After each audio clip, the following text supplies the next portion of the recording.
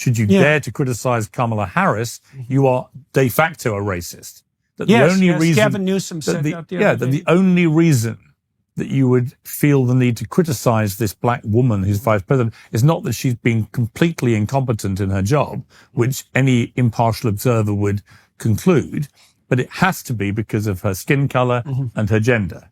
And even though that's why she was put in the damn position to begin with. Hi everyone, welcome back to the channel. If you are meeting me for the first time, my name is Clevy and it is so nice to meet you. You guys, we are back with another video and this is from Jordan Peterson, you guys. This is titled, Should You Dare Criticize Kamala Harris? That's the first part of this title. If you're asking me right off the front, yes, there is no one is above criticism. So that's it for me. You can see from the thumbnail that he's having Piers Morgan on his show.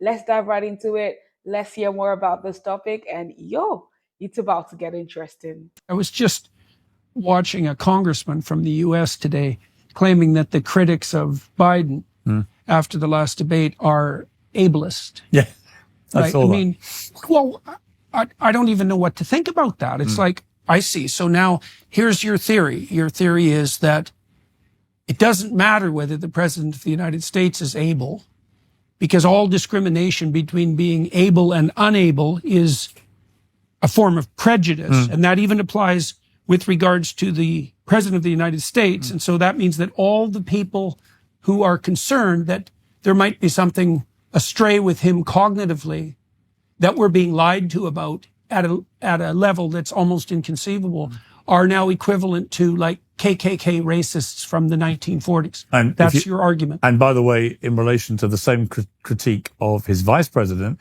should you dare to criticize Kamala Harris, you are de facto a racist. That the only reason Gavin Newsom said that the other day. The only reason that you would feel the need to criticize this black woman who's vice president is not that she's been completely incompetent in her job, which any impartial observer would conclude, but it has to be because of her skin color and her gender. And even though that's why she was put in the damn position to begin with. Joe Biden said publicly, I want a black woman, right? And then he gets a black woman who is massively underperformed, which hasn't helped him at all. But no one's allowed to criticize her, because if you do, you'll be called a racist. And I find that one of the laziest tropes out there in modern society. It's a way of, I think we've discussed it before, but it's a way of stifling honest debate. It's a way of censoring legitimate criticism. It's a way of asserting moral superiority that's unearned. That's a lovely and actually, none of them really mean it. I mean, it is the genuine epitome of virtue signaling. What they're really, I mean, I remember for example, I remember when the George Floyd murder happened, and it was a horrific incident, of course. But I remember that soon after that, there was a Black Square Day announced on Instagram, where everybody had to signal their virtue about this by doing a black square. Now, I'd spent the entire morning on Good Morning Britain hosting debates about the George Floyd killing and showing enormous empathy and support for Black Lives Matter and what had happened. This was very early stages before a lot of stuff came out about the organization Black Lives Matter, which put a rather different gloss on them. But the principle that, this had been a terrible killing, that this man should never have been killed, that it was possibly racially motivated, all that kind of stuff. I was debating this with an absolutely open mind and being very empathetic to all these arguments. But I didn't do my black square on Instagram. And my sons got in touch with me and said, Dad, you got to do your black square. I went, why? We're getting criticized because you haven't done it. And I actually had posted a picture of a bottle of rosé wine, because I was having one in my local square. And I hadn't given any thought to the rule that I had to signal my virtue about this thing. And I then got absolutely annihilated by people saying, how dare you do this? Where is your black square? And I remember thinking, but all of you are going to go right back tomorrow morning to posting inane, self-aggrandizing photographs of yourselves on beaches or in nightclubs or in Ferraris or whatever. None of this means anything to you. Whereas tomorrow morning, I'll be back on air doing another 3 hours of debate about this to try and get the society in the world in relation to this issue back to a place of better racial justice. Now, which one is going to have a better effect? on influencing people's minds. There you go, be an ableist again. Right, and that's the point, is that I found it such a trite and kind of pointless example of this cult of virtue signaling. It's worse than that. So I just finished a book, which is going to be published in November, and I walked through a sequence of biblical stories trying to explain what they meant psychologically. And I spent some time on the book of Exodus for obvious reasons. And there's a commandment in there that people misapprehend. So I think it's the third commandment. Don't use God's name. Thou shalt not use the Lord's name in vain. And people think that means don't swear or curse. And it sort of means that. There's a peripheral meaning that is associated with that casual use of the sacred, let's say. But that isn't what it means. It means don't claim divine virtue when you're working for your own purposes. And the same thing happens in the gospel account, say, because the Pharisees, who are Christ's primary enemy, are the people he accuses of utilizing the sacred, the deepest, so you could say compassion even, given its proper place, for their own self-aggrandizement. They're praying in public. They're trying to occupy the best seats in the marketplace. They want the best seats in the synagogues, etc. That's the accusation. And so that virtue signaling, it's not merely, it's an expression of an unbelievably deep and ignorant narcissism, right? It's part of the victim-victimizer narrative, first of all, which explains all of history with no cognitive effort. And then it's these performative gestures that make you morally virtuous, right? And one of the consequences of that, too, is as soon as you're morally virtuous like that, you get to specify the victimizer who's your enemy and tear them into shreds, and that's actually a moral act. And I mean, you saw a bit of that, you said, with the black square. But it's an unbelievably pathological... But it was fascinating to me that my own children, all in their 20s at the time, that they were being contacted by friends saying, why has your dad done this picture of a bottle of wine? Where's his black square? And they were kind of damned by association. And were keen for me to rectify this problem. And I had to say, but there's a tribal signaling there too. And I said, guys, I'm not going to do it. I'm sorry. I'm just not going to feel bullied into doing something that I think actually is pointless and trite, and that all the people doing it don't really care much about this cause and will be very quickly back to their normal work on Instagram, which is pumping themselves up and showing off and all the things people do on Instagram. I said, I'm just not going to play this game. Well, there's no cost to doing it, right? To putting up a black square. Right. You can indicate someone's commitment. That's exactly right. There's no sacrifice. There's no hard work. Why did you use sacrifice? Is that? Well, because I think that to really support a cause, whatever that cause may be, at some point you have to show a bit of sacrifice to that cause. You have to commit time or money or resources or whatever it may be to support reputation, put your head over the parapet. There has to be an element of risk and an element of sacrifice. Now, if all you're doing is following the hashtag trend of the day, there's no sacrifice, there's no risk taking. In fact, it's the opposite. The reverse. It's actually more courageous to say, I'm not going to do that. What I'm going to do is I'm going to do this. And it's a far more tangible and effective way of trying to get racial injustice to a better place, which everybody should share that desire. And I just feel that it comes back to what you said earlier about the victimhood generation. The one common theme of the people who play that victim card all the time is they almost never show any sacrifice for anything.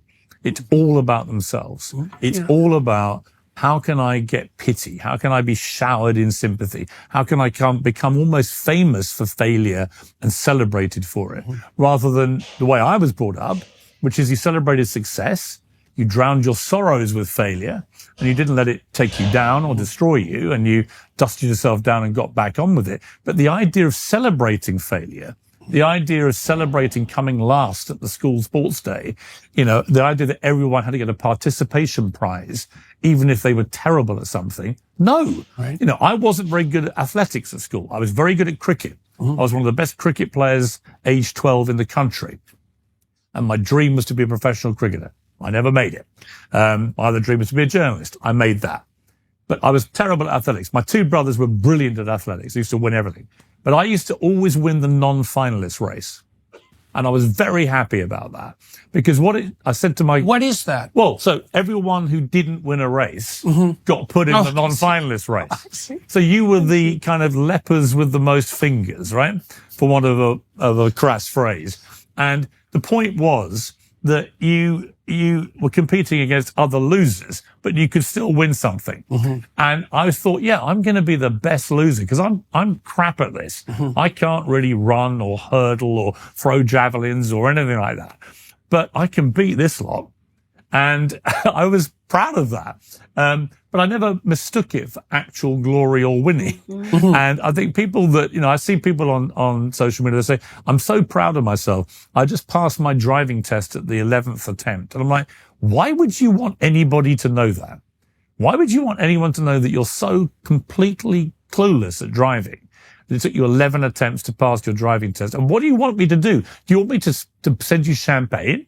Do you want to be trending #1 around the world for being the worst driver in the world? What are you celebrating here? If you passed your driving test at the 11th attempt, I'm pleased for you, but I'm not proud of you. This is not something that should instill pride in you. And I think that's where society's so warped now. We celebrate failure. We also celebrate pride. And pride. Like formally. Right, exactly. Yes. And we also, we've started to feel bad about winners.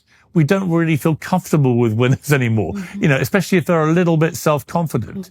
And yet I think they're the best possible role models out there. People that can perform in the cauldron of great sport or entertainment, whatever it may be. I watched all the sort of jealous sniping about Taylor Swift, for example. And then I went to her concert at Wembley. Absolutely mind-blowing experience. It's not because she's the best singer in the world or the best dancer or the best actress or the best pianist or the best guitarist, even though she does all those things.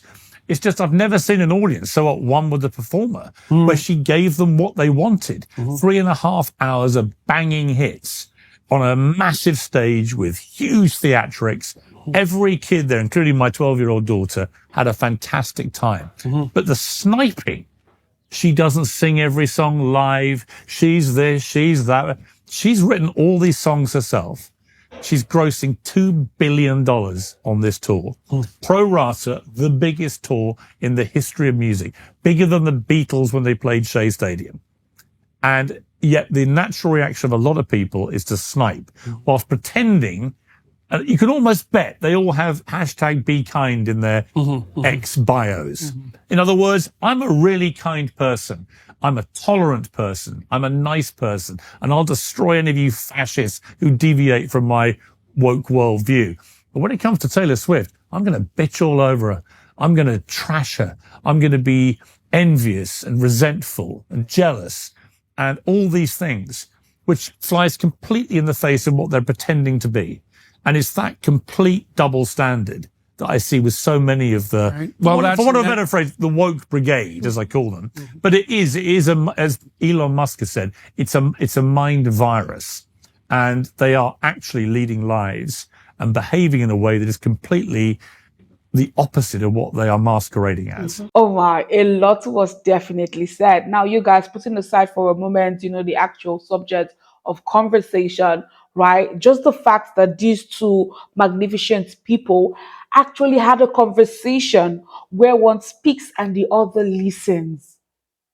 And there is respect and there is an honest exchange of ideas between these two. Is so refreshing.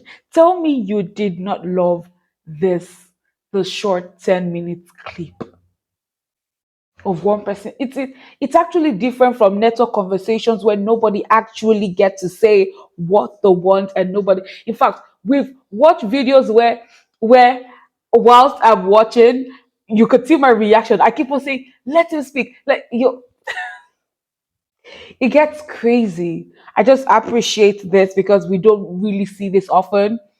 We've watched countless videos on here and we struggle with these interviewers, not letting the interviewee speak. Like it's always so, it's refreshing. It's a breath of fresh air. It's nice for a change. Whew, let's take that in. All right, you guys, now let's leave my dramatic ass and let's dive right into, the title of this video. It says, should we dare criticize Kamala Harris. Now, you guys, let's take a stroll back to the day that breaking news happened. I made a video about when Joe Biden stepped down and said he wouldn't be running again, and is handing over everything to, his VP, and he gives her his support and all of those things there, right? And I said something in that video. I said, why do I feel like this is the last card they have to play? But however, we are going to see how it's going to turn out at the end of the day. And it is happening. It is happening, you guys. It is happening. Now, being, first of all, I said it at the beginning of this video that no one, absolutely nobody is above criticism. Most of all, the leaders of a country. I feel like it's our duty as citizens, to criticize, question, debate any political candidate just because they are public servants. They are not kings, they are not gods. They are public servants. Hello? Public servants. And I said in that video, the breaking news video, I said, when you bring her in, they're gonna play that with a lot of sentiments. And one of it is being race, color, ethnicity. I laugh when I see all of this online because being labeled a racist just for criticizing Harris is akin to calling a critique a hater because of maybe they gave a scathing review and a review that you don't like, and all of a sudden you tag them haters. I don't know if you've noticed this or if it's just me, but since it's been 20 days now, 20 or 21 days, I cannot remember the exact number, but it is 20 days now since Joe Biden stepped down from running as the next president. And it's been 20 days. And have you noticed that their entire campaign has changed? It isn't about policy no more. All the things I was hearing while Joe was running, no, it is not about policy. It is it is now, how dare you say that about a woman of color? That's it. That's just what this campaign is right now. And that is simple gaslighting. That is simple gaslighting, you guys.